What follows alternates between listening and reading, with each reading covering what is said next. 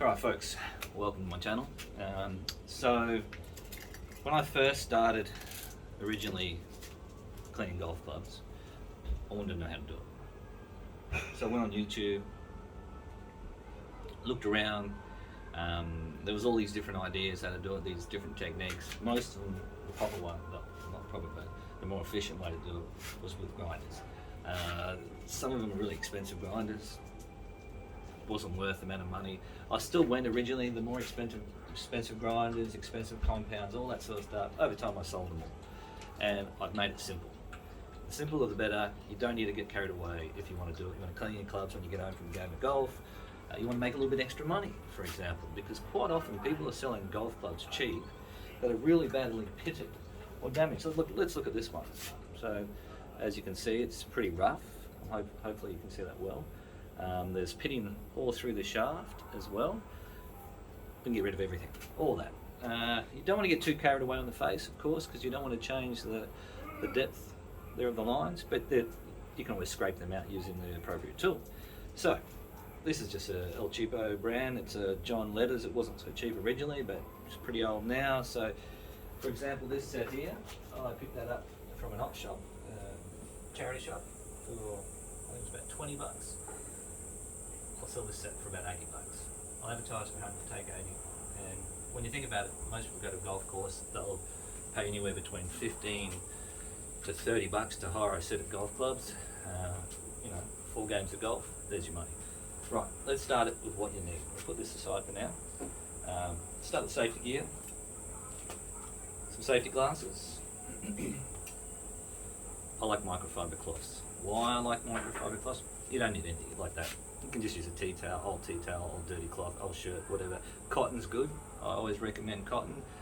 Stay away from the synthetic stuff and all that sort of stuff, just simply because it doesn't grip on and get the compound off the club as well. So I go to Bunnings and I buy myself this. At Bunnings, these are 10 bucks for a 20 pack. Not always there, but quite often when they're on special, I always make sure I buy them. If you want to save money, just wash it after use and keep reusing it. It will leave a compound in your potential in your washing machine, so maybe if you've got an old washing machine or maybe you want to do it by hand or whatever, that's an option for you. But I'm a bit lazy, so I use one of these until it's nearly dead, and then I go to another one, and then eventually one new packet. So, safety glasses, microfiber cloth, definitely wear it, because what you're dealing with is heavy metals. Dealing with steel shavings, and steel shavings rust when they go in your lungs. That's a carcinogenic. It's not healthy. So definitely wear your mask. Okay. I use, which I've never seen anyone else use, brake cleaner. Why brake cleaner? Because when you're finished cleaning, you'll see there'll be compound on that, and you can just wipe it off with your cotton or microfiber cloth, and it will work. But that just makes it so quick. Quick spray, microfiber cloth, gone. Nice and simple. So that's your safety gear. So a lot of people will tell you to get a really expensive setup. You don't need it. So I picked up this at like one of those sort of second-hand tool places and all that sort of stuff. I think I paid $25 for this grinder. It is a heavy-duty grinder, and I got a little smaller heavy-duty grinder here. But I originally started with this old beast here originally down the bottom, which you can't see, and didn't have much power. What you need is not an expensive grinder. You just need 3 things. One that won't overheat because you're using it, and you're putting a lot of friction on it when you're putting your club on it, and it's forcing itself to keep going when you're trying to slow it down. You want a strong grinder, which is why I went the bigger one, because when you put the pressure on it, you don't want it to stop. It's eventually always going to stop. You want it to keep going. It will stop if you're trying to get there and get some heavy pitting off. And third, and for me, really important, is quiet. I mean, that's not the end of the world. I put my headphones on, which I got just over there. When I do my work, I listen to audio books or music while I'm doing my work. But neighbours, family, especially family, you're working on the grinder, they don't want to hear that at top volume. So heavy duty, strong engine, quiet. Now, what I forgot to mention is you're going to need a spindle. Now, when you go to buy a spindle for your grinder, they're really easy to pull apart. So for this one here, you've got these Allen keys here, that removes that. Then you use your wrench, your spanner, whatever, then you remove the bolt off that, then that slides off that. You pull everything out, then you slide off the guards, and you're left with just the bit that comes out here. There is a term for that. I'm not that mechanically minded in terms. I know how to use them, but not what they're called. Then you want to measure the diameter. And it's really important to check your diameter before you go and buy a spindle. Because if you get a spindle too small, you come home, you'll take it out of the packaging, you put it on, won't fit, some places won't return your money. So measure the diameter, go in there, and you know what? A lot of grinders you're going to use aren't big. Like I can carry that one in. That's like 4 kilos. And I could have taken it in and got them to help me find the right spindle for it. I got my spindles at Bunnings. I keep mentioning Bunnings not because they're the best in the world to buy stuff, it's just because it's really convenient and everything's there. Good luck finding someone to look after you, but when you do, they're always nice. So, right size diameter for your spindle. Most of your grinders will have a thread on it. If you get the right size diameter and probably even look at the right thread, it should just go straight on. Some spindles, like the one I used to have on the beast down there, didn't have a thread in there at all. You just got to get the right diameter. You slid over, and then it had a screw here and a screw that side, and you tighten the screw, and that actually screwed into the threads on the bit sticking out. That worked fine. Definitely don't get one too big, with a diameter too big then, because the screws can loosen through vibration and then it can fly off, which that happened in the old one once, and whacked my hand, gave me a bit of a bruise and a sore knuckle for a few days. I lived, but it was just unnecessary and dangerous. So this one, I'll start it for a sec. That's as loud as it is. Now it's at that, it's even got that vibration, not because of that, but because I've got it on, which I picked up, I think I picked it up for 20 bucks. It's one of those workbenches, standing workbenches that you can grab the sides of and you can adjust the height, which I did because, as you can see, if I'm working on something high, I save the back. If I don't want something too high, I'll lower it down. It's really worth doing. So I just basically bolted that into that, and that just saved the back, because I used to get a big day of cleaning a few clubs for people. I used to get us all back. Right, so real simple. Next step, you need a compound. So everyone's going to tell you, not everyone, you're going to get a few different feedbacks on YouTube, and they're all correct. It's just about how far you want to go and how much work you want to put into it. I believe that if you can do a job and keep it, and do it properly, not, but, and the word I'm not going to use is cut corners, but the word is to simplify things. Medium compound, does everything. It really is all you need. If you really got an expensive set and you really don't want to push into the metal too much, then I recommend you grab just a polishing cloth. It's a little bit dirty because it's covered in dust, I've never used it. A polishing cloth, pop it on there, and use your really fine compound, and that'll just keep polishing it. And because if you're polishing it every couple of times you use it, it's not going to get really filthy. But why I like the medium is you can just use your feel. If it's the clubs you've got are in really good condition, you want to give them a light polish, just gently lay it on it and let it just sort of sit on there gently, no pressure to it. It'll do the same job as a fine. I don't ever use the polishing cloth anymore because it's not needed. And I'll do polish really expensive sets of irons for people.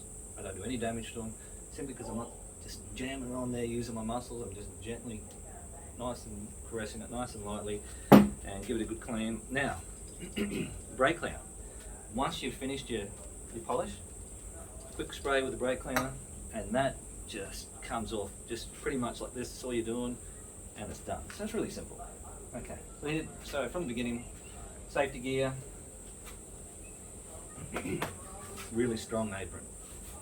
That's important because if you fall against it or whatever, if you've got a little I don't want to fall against that, and if I've got a little cheap cloth apron, it grabs and whips around, and you don't know. You just don't want to do that. So a nice, thick, strong apron. Leather. I had leather originally, but I found this one here, which is a work one, and it's great. It does the job. It's actually knife-proof as well. So if I randomly decide to accidentally stab myself, it should protect me, hopefully. So we're all done. Picked up the sheep set. Let's get going. Now I'm just going to show you a little trick here. So eventually your wheel is going to be like this one, and it's just going to get covered in compound, and it'll still do its job, but it'll just leave so much rubbish on your club. So what I do, I turn it on, Stanley knife, you want to hold it nice and tight. By the way, you don't want to go, and you do this.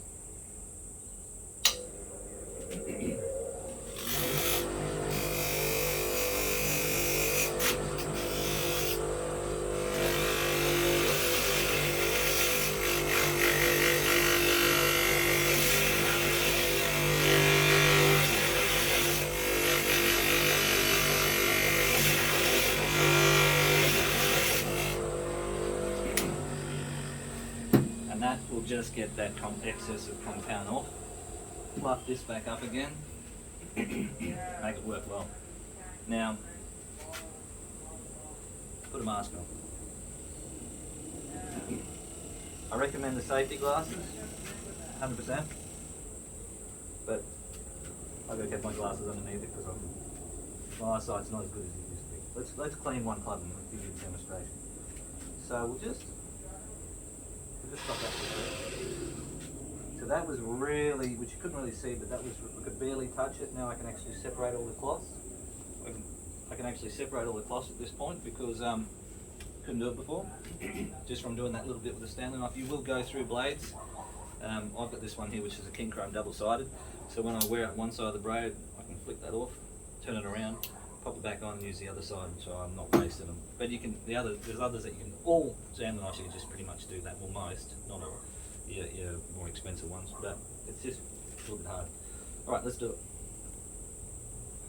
it. I'm not going to actually use those glasses because these actually protect me with a mask on.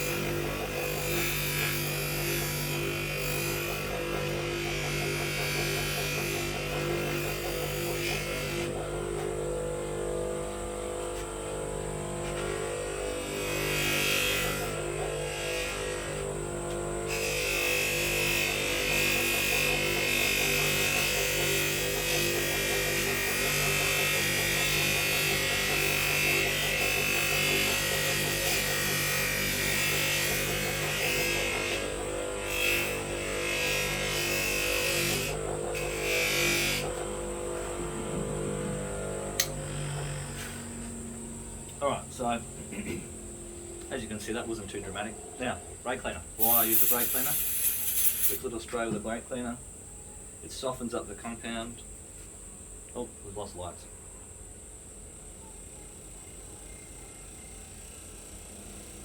And then you give it a quick wipe down. It might actually be better without the lights, but we'll see. But as you can probably see, I'm hoping that that looks way better. Alright, so that's now a sellable item. The inside. Catch with the inside. Get yourself not too strong, but a wire brush. Just a wire brush. That's for the pitting and rust. You get your brake cleaner, you spray the inside of that, and then you just give it a little scrub with a wire brush. And depends on how bad it is how long you let the scrub it for.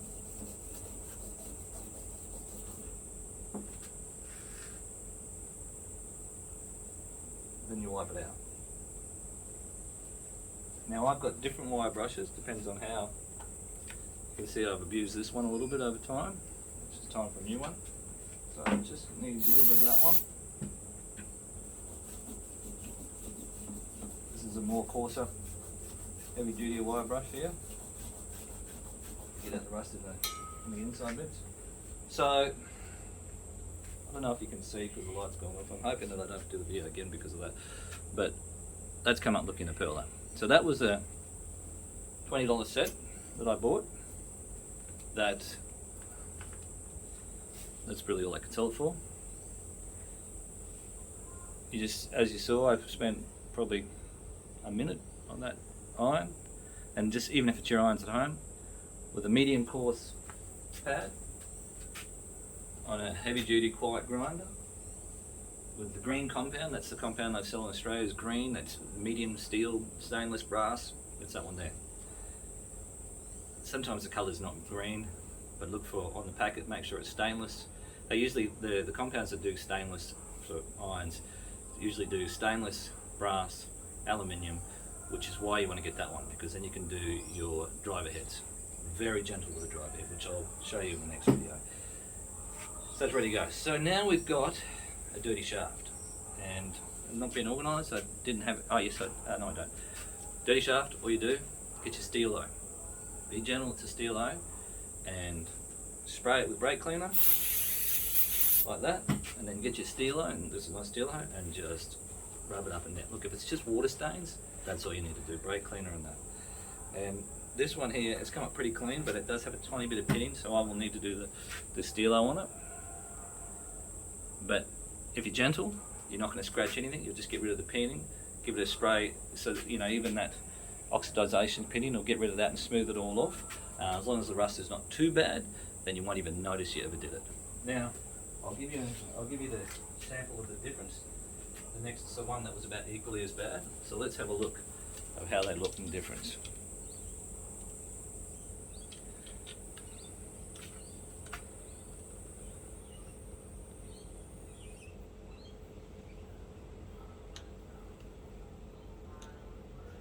So massive difference. $20 set to buy, $80 set to sell. Now the grips here on this one are good and they're fine. I will show you on the next video, another video, how to do the grips. I have a technique with the grips that really simplifies things and makes things a little easier. So hopefully that was informative. Any questions, please ask me. I will do this video again, and I will do it a bit better, a bit more clearer. This is really the start of my channel that I'm doing. I've just think that there's heaps of things out there that people can do to make the things they own in better condition. If they want to make a little bit of extra cash buying and selling. I've been a picker, which I didn't let you know, for about 30 years now. I've done quite well out of it. I enjoy it. You know, shows like American Picker, that's the fantasy, that's not reality. It's still great. Things like that do happen. I bought from abandoned storage sheds for many years, like they did. It's not quite how they did it, but it's still a thing. I bought out deceased estates, all that sort of stuff. I bought all kinds of things, and I've got some really cool things to show you, which I will in the next few videos that I've bought recently. So just do your research. Don't buy anything without thinking about it first. Sometimes you've got to buy on the spot. That's why you get apps that you can scan the barcode and see what their current value is. That's why you should look for identifiers that prove it's real, not a fake, and on all that sort of stuff. But it's a buying and learning. I've lost money on some things and made more money on other things. But as far as clubs go, that's how easy it is to clean. Good grinder, spindle, medium pad, medium compound, brake cleaner, Stanley knife if you need to clean your pad, couple wire brushes, safety glasses, mask, cotton or microfiber cloth, and that's about it. Thank you for watching my channel. Look after yourself, be happy.